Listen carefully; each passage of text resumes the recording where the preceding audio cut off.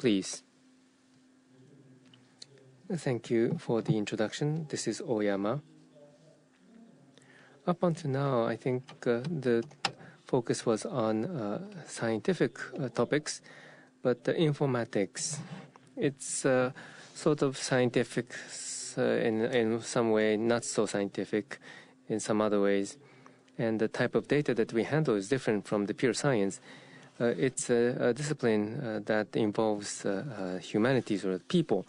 So I think that's the cause for difference. As you see here, I belong to the Center for Dataset Sharing and Collaborative Research, the SC Center for short. So that's the English name. And I am now saying the Japanese name, which literally translates into Dataset Joint Usage Research and Development Center. So it's a little different between Japanese and English. The background in informatics,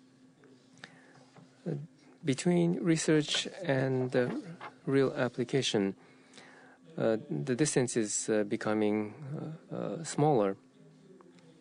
And in research, large-scale real data generated by real services becoming essential. And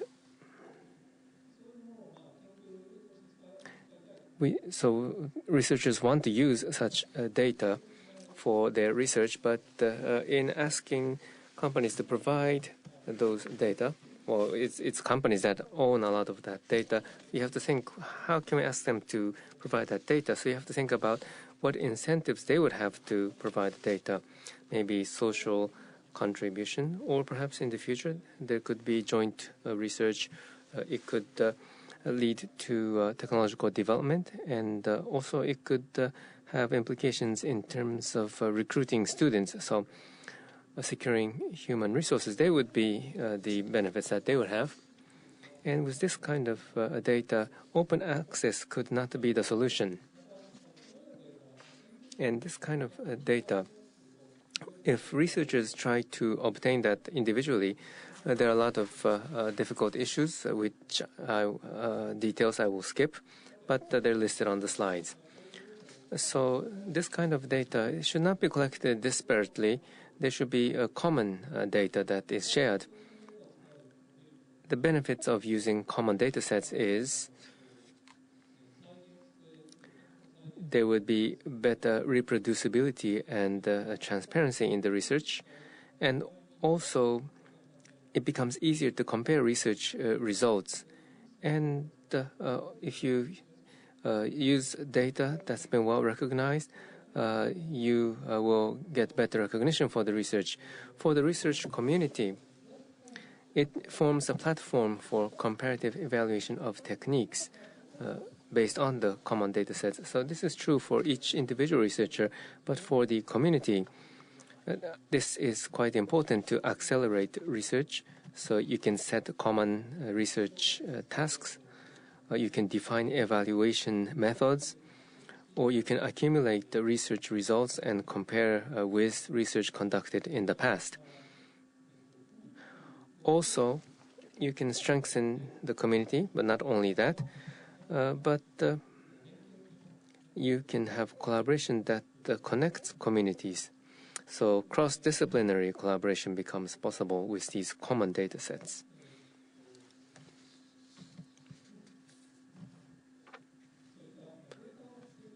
Furthermore, well, earlier I mentioned incentives, but for the data provider, they can say that they're making a contribution to the society, and so if the data set is widely recognized, they would be better known, and they can appeal to the research community that they are open and they are fair. That's the another benefit that the data provider would enjoy. So in terms of shared use of data sets, our center was established in April, but actually the activity has been done over a decade, but the center has now been established to sort of bring together all those activities. The aim being the advances in informatics research what do? We provide data sets. We collect, we receive, and distribute such data. Not just that. So we make and distribute the data sets, and so we accumulate the know-how on those points, and we try to share with other entities. And also, building and connecting communities should help to accelerate research. Community would include data owners, data providers, creators, and users. So we think that we are part of the community as well.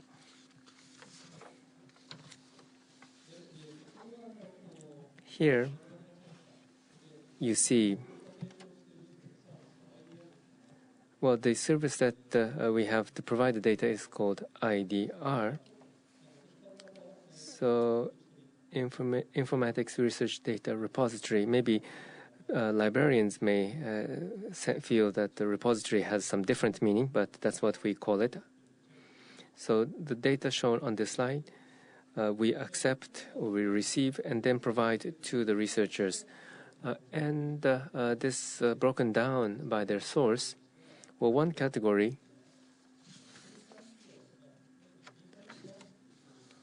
would be private companies, those that provide internet services. So real data generated by these commercial internet services like Yahoo, Rakuten, Nico Nico Recruit, Cookbat. So they are quite large service providers. I think you're familiar with them. So they accumulate data and provide for this project. There are two more in preparation. I think they're both famous names, and we can announce them in the near future. So please wait with anticipation. The other type is data created by researchers and research organizations for the purpose of research. Speech corpus can be used for voice recognition and voice synthesis. There is that community that does kind of research, and so it's a research data compiled by those companies. And then another one we have announced and will bring online soon, that is the image database of Japanese classical documents. And Japanese History Resource Center works with a university to compile this data, and we're helping with providing that data. And then there's a research purpose data created via evaluation workshop. So it's an evaluation type workshop. So these are being held to evaluate information access technologies. So there is the database, there are the issues, their solutions. So the workshop evaluates various technologies for the solutions. And as an output of that, we have the test collection. So these data, how do we distribute them? What's the procedure? 3 points or 3 types. One is the contract-based. So there are several variations within the contract-based procedures. The reason is the provider of data have different thinkings, different nature of data, and they have this particular wish that what they want to do. And so NII sometimes would get a sub-license, or sometimes the company will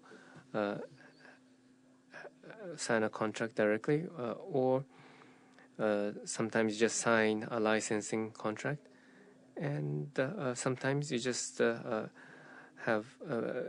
asked just to make a registration, and you can use it freely. So Nico Nico Video, and so you have to register your name, and email is optional. And so just a minimum amount of information is necessary, and you don't have to even use your real name. Handle name is acceptable.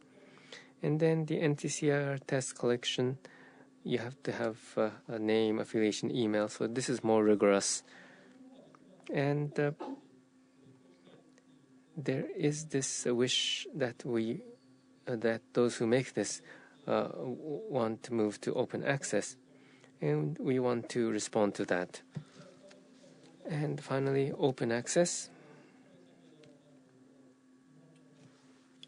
So this is for the Japanese classical documents. We have CC by BYSA. So open access is planned for that. How about the restrictions on data usage? There are some restrictions that are applied. Why do we want to apply such restrictions? Because for the data providers, they have various concerns. If it's a private company, especially, they have strong concerns. First and foremost about copyright. I think that's very understandable. And then privacy and the personal information, especially on a commercial internet service provider. The privacy of the service users is something that they have to be very careful about and be very cautious about. And then there are things that are legal, but depending on how you use it, it could elicit a very strong criticism and lead to flaming. I think this could be the biggest issue, and there's this fear that they might lose future opportunities. And so as a result, what kind of restrictions are levied? Well, in all cases, providing data to a third party or to have commercial use of data without prior agreement is not allowed, and disclosure of identified persons or organization cannot be accepted even in an academic publications or workshops. You should not disclose the persons or organizations identified in the data. And depending on the data set, some data set may not have done the matching with the data on the internet. So the information that is provided removes personal information, but the text itself is there as is. So if you search that text string on the internet, then you can know the handle name of that user. So what is close to personal information can be analyzed and known, and so that will be prohibited. And some dataset providers, when publishing the research results, they ask that they have the right to check the data beforehand. Of course, they have the same concern. So next, this is simple statistics. I think the details you can read later. And how many users are there? And those users, how much research output they have generated.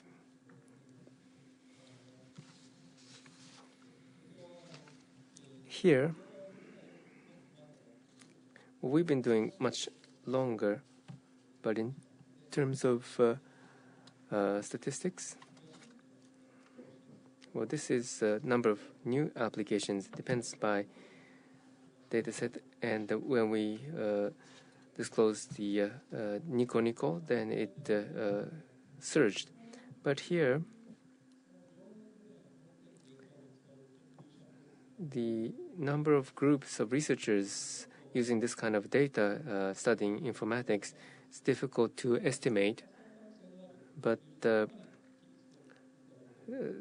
amongst the potential users, I think quite a high percentage of them use them. So this is the work that we provide at our center. So we have the acquisition, and then we have the cataloging and disclosing the overview, and then we distribute the data. And so we receive the data from various suppliers, and IDR would accumulate the data, and through online or through the postal mail of disks, the data is supplied to the researchers. When the researchers write papers, they would report annually. Sometimes they are not obliged to. And what report we get from them, we feed back to the data providers. And so we have contracts with the data providers or the data creators, and we will be supporting that part of the procedure. And for the researcher, we will act as the single window. So we don't do, or we can't provide the deep technical support, but elementary technical support we can provide.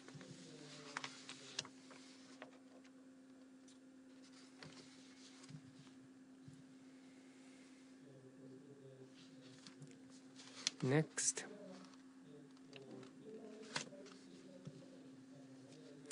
so how do we approach the potential data providers? So concerning or copyright and data distribution, we say we can provide know-how, and when providing data, we pitch that you should hold an ideathon, and that will help for the feedback and recruiting. And this is one example. So we have this information sharing meeting for a particular data set. So this is using Rakuten dataset, and we provided support to this effort. Here, was sharing problems and ideas. For example, before distributing the data, we survey what are the interests of the researchers, or what are the issues that they have, and what kind of research they are looking for. So that kind of issues and ideas and awarenesses, they are shared. So we have that kind of thematic meetings. And on December 18th, there is a workshop planned. And actually, there are two meetings that we're involved in that happen to fall on the same day. I'm torn between which to participate. One is about the cookpad data, not just cookpad, but using cooking data. What kind of research can we do? So researchers and data providers will come together to exchange information. This is looking at the database of Japanese classical documents, and to discuss what kind of research should be done. That kind of ideathon will be held. If you're interested, please come. The upper one is Toyama, the lower one is in Kyoto. Now, in terms of creating communities, so this was already mentioned. So we do an evaluation forum. And so strictly defined task is shared, and various technologies are tested, and through that process, very strong community is created. And we have the community QA using Yahoo Chiebukuro data, or we have the recipe search pilot using recipe data. And also, by using this kind of data, we can do competitions. That is one effective method. So we are engaged in that. Connecting disparate groups. For example, if it's recipe data, economy, nutritional science, environmental studies researchers, they have a need to use this data. So if there is a common data set, then that could encourage access from different disciplines. And using ideathons, we can connect these ideas and entities. That's something that we can actively conduct going forward. Now, let's look at one of the issues that we confront, that is evaluation. In session 2, I think this point was discussed. First, how can we capture and understand the users? If it's a contract-based distribution, it's easy. But if it's just requiring registration, then you cannot track the users and what to do if it's open access. And then next, how do we measure the research results? And data sites and data journals have been discussed. That's probably going to be one of the solutions. But the type of data that we are using, whether or not that will be included, is not so clear. So this is another point we need to conduct research. And the value of the data set, how is that to be measured? That is the next issue. And lastly, providing this kind of a data set, that is our activity, and how do we evaluate the value of such activities that we conduct? So without such evaluations, an organization like us will have difficulty obtaining the budget. So if you have any good advice, I would appreciate them. For the future, it should not be just about providing the data set. We should develop the environment, which was one of the topics discussed in the previous session. Our interests are more in providing things that are not available today because of licensing issues. Some data that might cross the line of personal information, the companies don't want to distribute that because it's too risky. But how can we use that for research? And what can we do to avoid huge data sizes?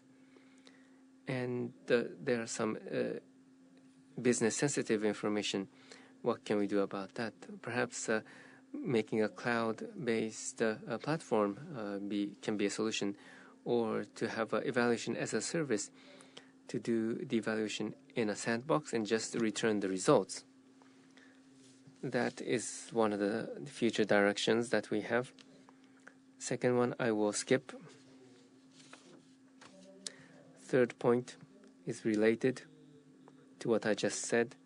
So when you set up that kind of environment, what kind of licensing scheme should be in place in order to elicit data provision? So from a societal perspective, I think research should be done. That is all from myself. Thank you.